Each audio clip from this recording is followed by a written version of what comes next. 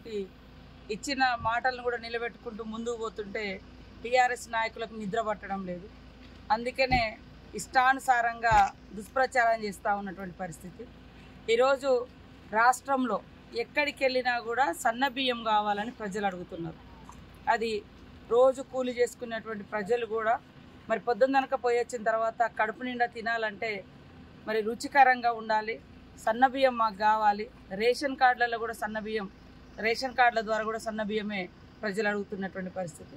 అదే కాకుండా గత ప్రభుత్వం టీఆర్ఎస్ ప్రభుత్వము మేము సన్నబియ్యం ఇస్తున్నామని చెప్పి దొడ్డు బియ్యాన్ని పాలిష్ చేసి హాస్టళ్లలో కానీ, ఆశ్రమ స్కూళ్ళలో కానీ, అంగన్వాడీ కేంద్రాలలో కానీ మధ్యాహ్నం భోజనంలో కూడా దొడ్డు బియ్యం ఇస్తే అది ఉడకక అనేక ఇబ్బందులు పడ్డటువంటి పరిస్థితి కూడా మనకు తెలుసు. వాటన్నింటిని దృష్టిలో పెట్టుకొని మేము ఇచ్చిన గ్యారంటీలో భాగము. అదేవిధంగా ఈ రాష్ట్రంలో ప్రజల యొక్క అవసరాలు, డిమాండ్ను దృష్టిలో పెట్టుకొని ఫస్ట్ విడతగా సన్న వడ్లకు 500 బోనస్ ప్రకటించడం జరిగింది. ఇది మేము ఏదో మోసం చేసినట్టుగా మోసం పూరితమైనటువంటి బీఆర్ఎస్ పార్టీ దుష్ప్రచారం చేస్తుంది. ప్రజల ఆలోచించండి. ఎందుకంటే ఈరోజు ఎక్కడికి వెళ్ళినా కూడా దొడ్డు బియ్యం వద్దు, మాకు సన్న బియ్యమే అడుగుతున్నారు. కాబట్టి ఇప్పుడు మనం సన్న వడ్లను సాగు చేసుకుంటేనే సన్న బియ్యం అందించగలుగుతాం. మరి సన్న బియ్యం పండించకుండా, సన్న వడ్లు పండించకుండా సన్న బియ్యం రావాలంటే ఎట్లా అవుతుంది? కాబట్టి రైతులను ప్రోత్సహించడం కోసం మొదటి విడతగా 500 రూపాయల బోనస్ సన్న వడ్లకు ఇవ్వడం జరుగుతుంది. మిగతాది కూడా తదనంతరం తప్పకుండా మేము ఇచ్చినటువంటి మాటలు ఏవైతున్నాయో ఒక్కొక్కటి నిలబెట్టుకుంటాం. ఇప్పుడు రాష్ట్రంలో ఉన్నటువంటి ప్రజల యొక్క అవసరాలను దృష్టిలో పెట్టుకొని, డిమాండ్ని దృష్టిలో పెట్టుకొని సన్న వడ్ల రైతులకు బోనసు తక్షణం. ఎందుకంటే ఇప్పుడు మళ్ళీ నాట్లు అంటే వరలు అంటే విత్తనాలు జల్లుతూ ఉంటారు. ఈ సీజన్ అయిపోయిన తర్వాత మళ్ళీ మనం పంటలు వచ్చిన టైంకు ప్రజలకు సన్న బియ్యం అందించాలంటే అందించలేని పరిస్థితి ఉంటుంది. కాబట్టి ముందే మరి ఉత్పత్తి కంటే ముందే ప్రజల యొక్క అవసరాలను దృష్టిలో పెట్టుకొని ఇవాళ ప్రకటించడం జరిగింది. దాన్ని కూడా రాజకీయంగా చేస్తున్నారు. బీఆర్ఎస్ నాయకులకు మేము ఒకటే చెప్తున్నాం, మీరు గతంలో మరి 500 బోనస్ సన్నవడ్లకు ఇస్తామని చెప్పి 2020లో మరి ఎగ్గొట్టినటువంటి చరిత్ర మీది. కానీ మాది ఒక్కొక్కటి నిలబెట్టుకుంటాం. అదేవిధంగా గతంలో మీరు చూస్తే వడ్ల కల్లాల కాడ తడిసి మరి రైతులు ఆ ధాన్యం అమ్ముకోలేక కింటాల మీద 10 కిలోలు 12 కిలోలు తరుగు పేరుతోటి, తేమ పేరుతో తీసేస్తుంటే అదేవిధంగా తడిసిన ధాన్యం అమ్ముకోలేని దుస్థితిలో రైతులు కల్లాల కాడ కుప్పల మీద గుండెలు పగిలి చనిపోయినటువంటి చరిత్ర మీది, మాది కాదు. మేము ఈరోజు వర్షం పడుతుంటే కూడా ఎక్కడికక్కడ మరి అధికారులను వేసి, స్పెషల్ అధికారులను వేసి ఆ పరిస్థితులన్నీ కూడా సమీక్షించుకుంటూ ధాన్యం కొనుగోలు చేస్తున్నటువంటి ప్రభుత్వం రేవంత్ రెడ్డి ప్రభుత్వం, కాంగ్రెస్ ప్రభుత్వం. అదే కాకుండా ఇవాళ వడ్లు కొన్న వెంటనే 3 నుంచి 5 రోజులలో వాళ్ళ యొక్క డబ్బులు కూడా వాళ్ళ అకౌంట్లలో జమ చేస్తున్నారు.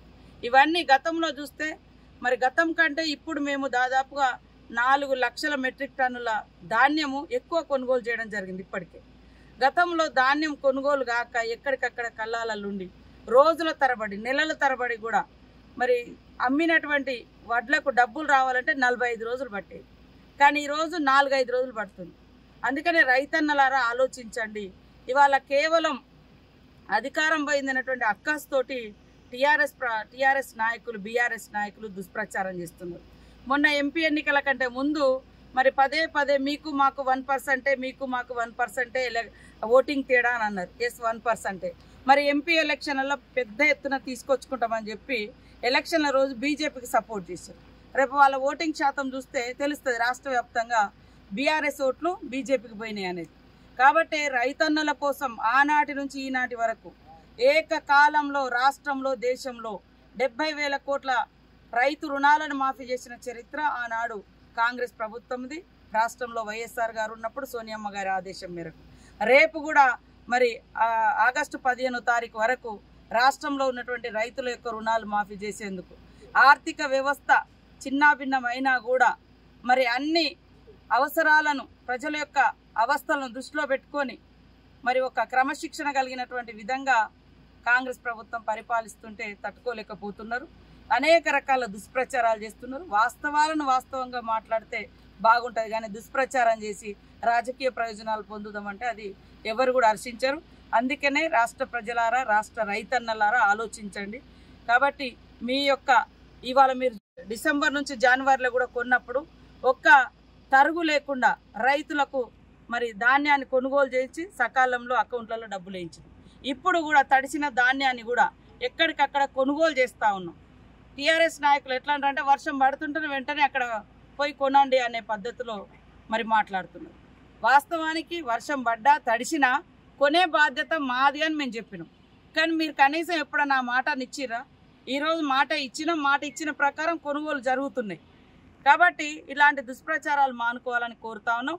ఇవాళ 500 బోనస్ సన్నవడ్ల రైతులకు ఇవ్వడం మూలంగా రాష్ట్రంలో సన్నవడ్ల ఉత్పత్తి పెరిగి ప్రతి ఇంట్లలో పేదవాళ్ళు కానీ, అదేవిధంగా అంగన్వాడీ సెంటర్స్లో కానీ, హాస్టల్లో కానీ, మధ్యాహ్న భోజనం కానీ, రేషన్ కార్డుల ద్వారా కానీ అందరికీ సన్న బియ్యం అందించడం కోసం ప్రప్రథమంగా ఈ బోనస్ను సన్నవడ్లు పండించినటువంటి వాళ్లకు మరి ఒక ప్రోత్సాహకంగా ఉండాలని, వాళ్ళు యొక్క కష్టానికి తగిన ఫలితం కూడా ఉండాలని మేము ఇచ్చిన గ్యారంటీలలో కూడా ఇది కూడా ఒక భాగం. కాబట్టి అవన్నీ దృష్టిలో పెట్టుకొని ప్రజల డిమాండ్ను, ప్రజల అవసరాలను దృష్టిలో పెట్టుకొని చేయడం జరుగుతుంది.